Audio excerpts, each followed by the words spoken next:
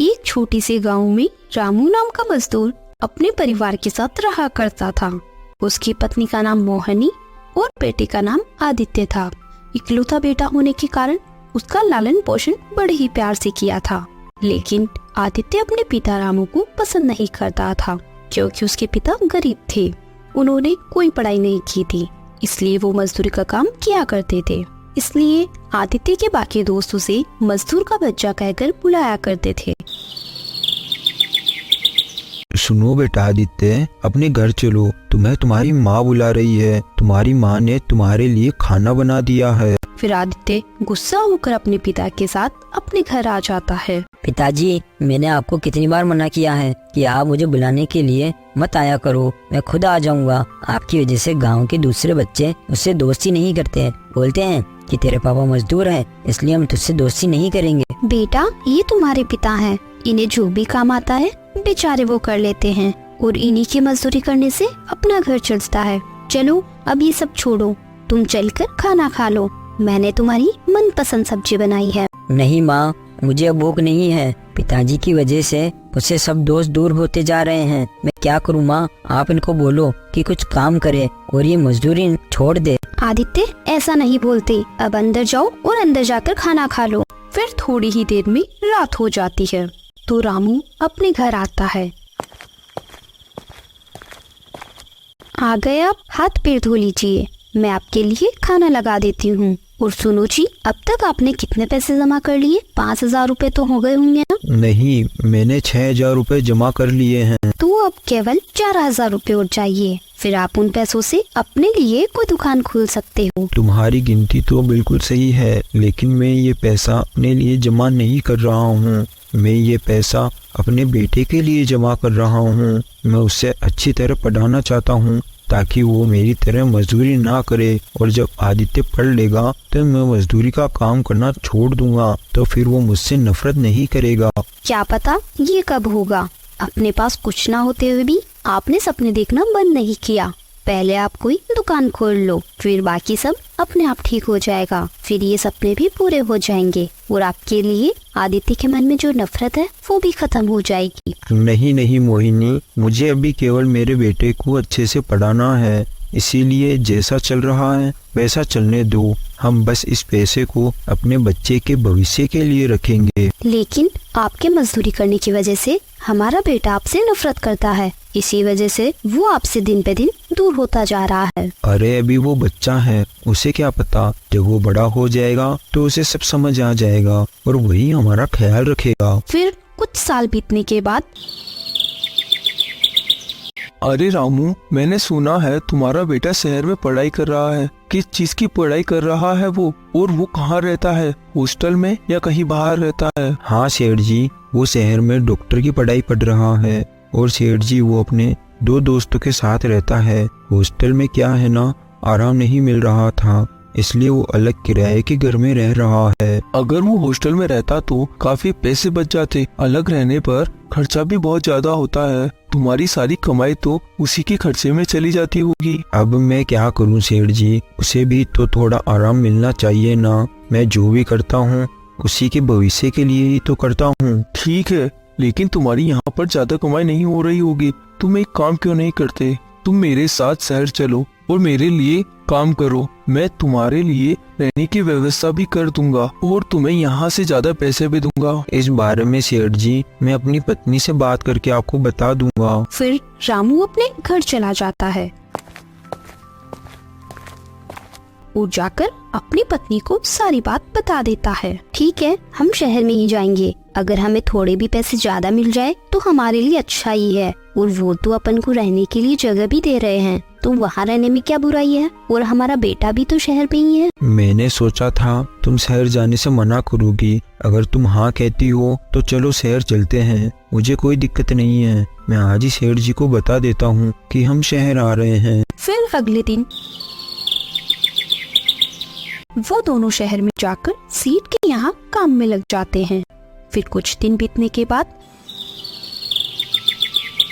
हम यहाँ अच्छी जगह में रहते हैं और अच्छा खाते पीते हैं, लेकिन हमारा बेटा सारे काम खुद करता है। उसे खाने को ठीक से मिलता है या नहीं?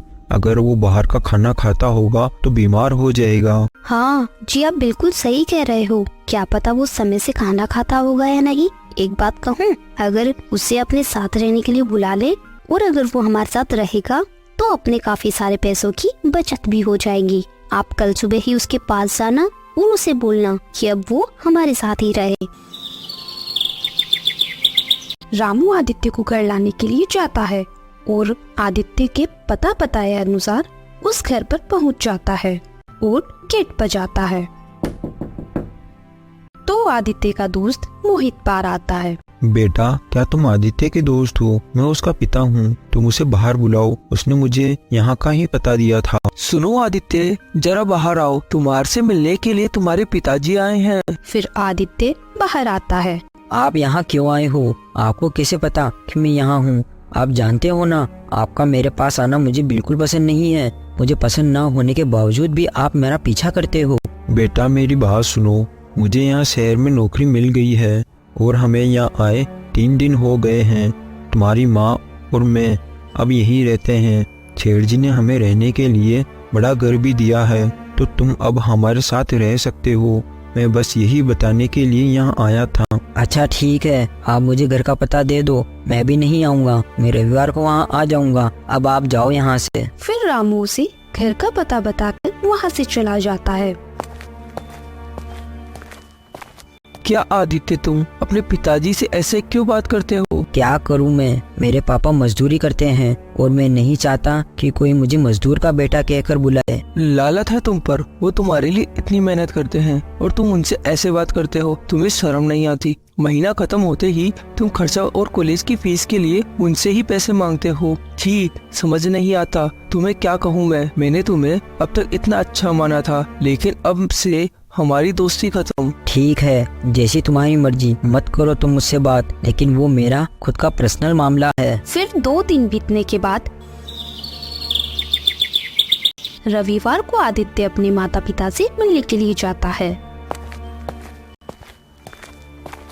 कहा था ना मैंने, मेरा पीछा मत करना। आप मेरी बात नहीं सुनते। मैंने आपकी वजह से मेरा एक दोस्त और खो दिया। सब मेरा मजाक उड़ाते हैं कि तेरा बाप मजदूर है। आज के बाद कभी भी दोबारा वहाँ मत आ जाना। आदित्य, तुम अपने पिता से ऐसे कैसे बात कर रहे हो? क्या तुम पागल हो गए हो? हम दोनों को हर दिन तुम्हारी चिंता लगी रहती है और तुम हो कि यहाँ आकर ऐसा बोल रहे हो। हम तुम्हें यहाँ अपने पास रखना चाहते थे, इसलिए मैंने इन्हें तुम्हें लेने के लिए भेजा था। हाँ तो अब देख लिया ना मुझे, मैं ठीक हूँ ना। अब आज के बाद पापा को वहाँ कभी मत भेज देना। हमने तुम्हें यहाँ हमारे साथ रहने के लिए बुलाया है। अगर तुम वहाँ अकेले रहोगे तो हमें और ज्यादा खर्चा करना पड़ेगा। एक बार तो सोचो हमें कितनी मुश्किल होती होगी, और तुम हो कि बिना कुछ सोचे समझे बोलते ही जा रहे हो। जरा थोड़ा हमारे बारे में भी तो सोचो। मैं यहाँ नहीं रह सकता। मेरा कॉलेज यहाँ से बहुत दूर है और अब वैसे भी कुछ महीनों की ही बात है और फिर मेरी पढ़ाई पूरी खत्म हो जाएगी। इतना बोलकर वो वहाँ से चला जाता है। फिर कुछ महीनों बाद उसकी एक अस्पताल में नौकरी लग जाती है। फिर ऐसे ही कुछ साल बीतने के बाद मेरी बात सुनो। हमारे आदित्य की नौकरी लगे पूरे 6 साल हो गए हैं। वो कोई खत भी नहीं लिख रहा और यहाँ आ भी नहीं रहा। क्या पता वो कहाँ है, कैसा है और क्या खा रहा है। अगर हम उसके पास जाना चाहे भी तो कैसे जाएंगे? हमें तो ये भी नहीं पता कि वो रहता कहाँ पर है और कहाँ काम करता है। बस वो ठीक हो, हमारे लिए इतना ही काफी है। शायद उसे छुट्टी नहीं मिलती होगी। मैं सोच रहा हूँ अगर कल को हमारे कुछ हो गया तो उसे कुछ पता चलेगा भी या नहीं। नहीं नहीं, ऐसा कुछ नहीं होगा। आप थोड़ा सब्र रखिए, वो जरूर हमारे पास लौट कर आएगा, मुझे पक्का विश्वास है। फिर एक दिन रामू जब अपने घर लौट रहा था तो वो रास्ते में आदित्य का दोस्त मोहित से मिल जाता है। आप आदित्य के पिताजी हो ना? आप एक दिन जब आदित्य से मिलने आए थे, मैंने जब आपको देखा था। हमें आदित्य को देखे पूरे 6 साल बीत गए हैं। वो हमें यह कहकर गया था कि उसे गुजरात में अच्छी नौकरी मिल गई है। उसके बाद से वो अभी तक घर नहीं आया और ना ही उसने हमें कोई खत लिखा। लेकिन उसे तो गुजरात से आए पूरे 4 साल हो चुके हैं और उसने तो शादी भी कर ली है और उसके 1 साल का बच्चा भी है। अब वो इसी शहर में रहता है। क्या आप नहीं जानते? वो यहाँ वापस आ गया है और शादी भी कर ली। ये सब हमें नहीं पता बेटा। का मतलब उसने आपको कुछ नहीं बताया। वो मतलब अभी भी वैसा का वैसा ही है। आप मेरे साथ आओ, मैं आपको उसका घर दिखाता हूँ। फिर मोहित आदित्य के पिता को आदित्य का घर दिखाकर वापस अपने घर चला जाता है और रामू वापस अपने घर आता है और अपनी पत्नी को बताता है। आदित्य इसी शहर में रहता है पर हमें एक बार भी देखना नहीं चाहता और हमें हमेशा इसी बात की चिंता रहती है कि वो कैसा होगा, क्या कर रहा होगा, किस हालत में होगा, खाना खाया होगा या नहीं खाया होगा, लेकिन उसे हमारी बिल्कुल भी चिंता नहीं है।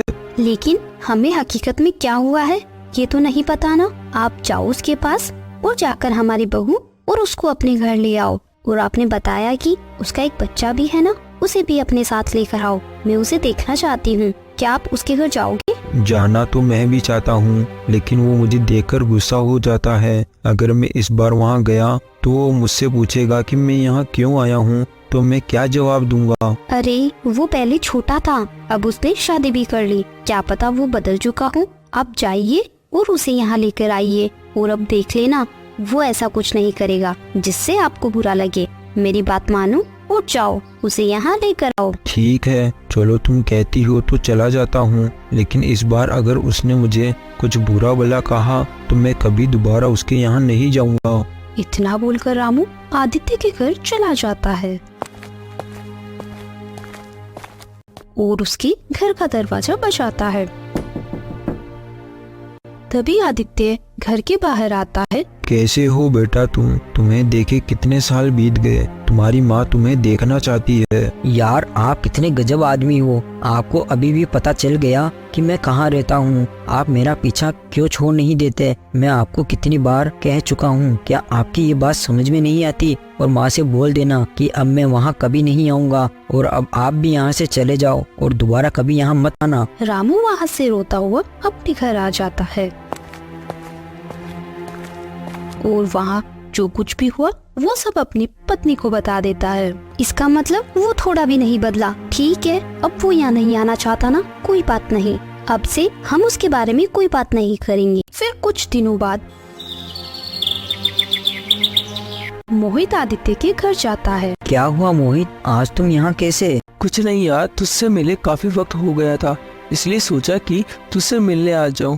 और तू ये बात बता कि तू अपने माता पिताजी से मिला या नहीं? तेरे पिताजी तुझसे मिलना चाहते थे। मैंने ही उनको दूर से तेरा घर दिखाया था। वो बेचारे, उनको तो यह भी नहीं पता कि तेरी शादी हो गई है। नहीं, मैं उनसे कभी नहीं मिलना चाहता। मुझे बचपन से ही अपने पिता पसंद नहीं है। तू मतलब वैसा का वैसा ही है और मुझे नहीं लगता कि तू अपने घर वालों से कोई मतलब भी रखना चाहता है। अरे तेरे पिताजी मजदूर है, वो उनकी गलती नहीं है। तू ये सोच, उन्होंने मजदूरी केवल तुझे पढ़ाने के लिए करी है, तेरे लिए समय पर पैसे भेजे हैं और अब वो बेचारे बूढ़े हो चुके हैं तो उन्हें तुम्हारी जरूरत है और तू है कि उनसे मिलना तक नहीं चाहता। अगर तू ऐसा ही रहेगा तो आज से सच में अपनी दोस्ती हमेशा के लिए खत्म। मैं कभी दोबारा यहाँ नहीं आऊँगा। मोहित की ये सब बातें सुनकर आदित्य को अपनी गलती का एहसास हो गया और वो जल्दी से अपने माँ पिताजी से मिलने के लिए गया।